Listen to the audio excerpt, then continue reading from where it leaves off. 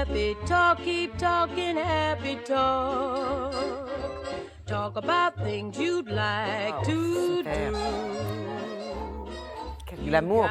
Bienvenue si vous nous rejoignez, c'est Télématin évidemment. Quel glamour, disait Isabelle. Elle a raison, j'accueille Julia et Isabelle. On va commencer avec vous, Isabelle, et on va décrypter nos nouvelles tendances de consommation. C'est vrai qu'on le sait, vous nous le dites souvent dans cette émission, même tout le temps, Isabelle. Il faut qu'on change notre manière de consommer, il faut moins qu'on gaspille. Et arrive à Paris, dans quelques semaines, un événement qui concilie tout cela. C'est un événement qui se déroule à peu près tous les 2-3 mois et qui est assez étonnant. Sinon, on n'aurait pas donné un coup de caméra. Allez-vous me dire? Eh bien, c'est tout simplement de l'échange de vêtements. Il n'y a plus de transaction d'argent. C'est le retour du troc. Ça m'a quand même un peu étonnée. C'est-à-dire qu'on connaît tous les vide-dressing ou les ventes sur Internet, parce que c'est vrai qu'il peut y avoir surconsommation en matière vestimentaire. 2 chiffres simplement, c'est que 40% des Français achètent des vêtements tous les 2-3 mois. Ça, vous êtes d'accord, c'est normal quand même. Minimum. Quand on peut, c'est bien. Quand on peut, voilà, c'est très bien. Mais on a aussi 21% des Français qui achètent des vêtements plusieurs fois par mois. Alors là, effectivement, il y a la tentation qui joue, et puis il y a surtout des vêtements qui sont peu portés, donc qui sont en pleine forme, si je peux dire, et qui encombrent les placards. Et ces vêtements, on est habitué à les revendre sur des vide-dressing parce que ça permet d'abord d'en faire profiter d'autres personnes et de récupérer un peu d'argent. Et ce nouveau phénomène qui s'installe, c'est justement l'échange. Donc vous arrivez avec vos vêtements, vous les posez, vous prenez ce que vous voulez et on ne parle jamais d'argent. C'est assez étonnant. Mais j'imagine, vous allez m'expliquer peut-être dans le reportage, Isabelle, il y a quand même une espèce d'échelle de valeur. Parce que si j'amène des chaussures et je repars avec un manteau, un pantalon, c'est pas... Non, si, on se met d'accord. Vous avez réagi exactement comme moi. C'est amusant parce que j'ai eu vraiment, je me dis, mais où est l'échelle de valeur quand même? Eh bien, c'est autre chose qui se passe. Alors, pour les explications, on a demandé à l'Observatoire Société et Consommation de nous expliquer justement ce que devient cette échelle de valeur.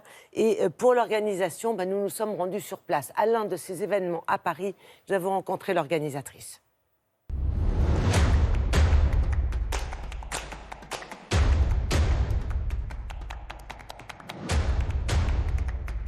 Aujourd'hui, ça commence à 11h. Il y a 200 personnes.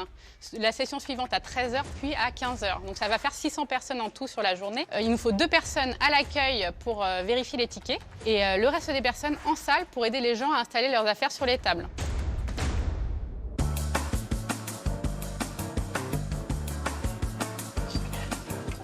Toute cette ligne, c'est plutôt les vêtements à pull pour femmes.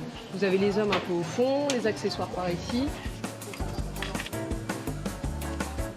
Le concept, c'est un échange libre et gratuit d'objets et vêtements. Il n'y a pas d'argent, les gens apportent leurs affaires, les déposent, on les met en commun par catégorie et ils récupèrent tout ce qu'ils veulent. Sur les stands, on peut trouver des objets de seconde main déjà portés, déjà utilisés, ou alors même des fois des objets jamais utilisés, totalement neufs, avec des étiquettes parfois.